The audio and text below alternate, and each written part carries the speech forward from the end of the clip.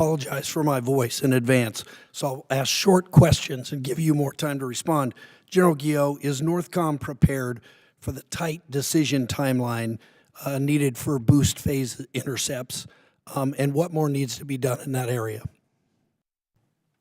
Congressman, yes, we are prepared, and we train and exercise that multiple times each day.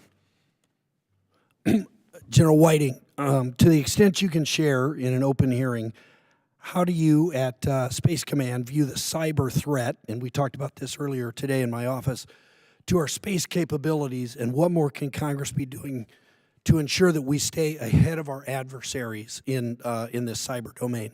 Yeah, Congressman, thank you for the question. We think the cyber threat is a true threat to our space capabilities. While Russia and China have demonstrated they can attack us in space with weapons like direct-to-send ASAT or high-energy lasers, I think they would rather attack us using cyber because it's cheaper for them and harder for us to attribute. So we have to harden in the cyber domain our space enterprise.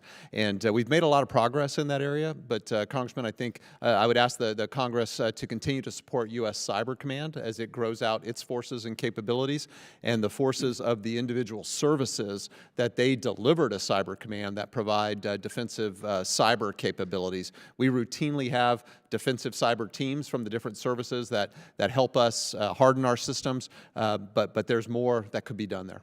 Are the main cyber threats China and Russia with regard to space, do you believe, or are there other actors? Congressman, I agree. Those are the fundamental principal threats. Okay, and then General Gio, a key element of Golden Dome will be the ability to defeat missiles in the initial launch phase. However, the compressed timelines inherent to boost phase intercept challenge legacy command and control architectures designed around longer mid-course engagement windows. How are you thinking about your requirements for sensor integration, battle management software, and operational procedures to compress the timeline for boost phase intercept? Congressman, the way we need to do this is through a layered approach that takes a variety of different types of sensors. There's not a single sensor that we can establish and put either on orbit or on the ground that will give us all of the cues that we need to go from boost phase all the way through mid-course or even into terminal phase. So the layered approach is essential, and perhaps the biggest challenge that General Gutlein and I discuss is how do we tie all this into a single command and control system that takes probably a dozen or more disparate command and control systems and ties it into one screen where the operators can look from the boost all the way through the terminal phase and seamlessly inject all of the different sensors and effectors that it would take to defeat that.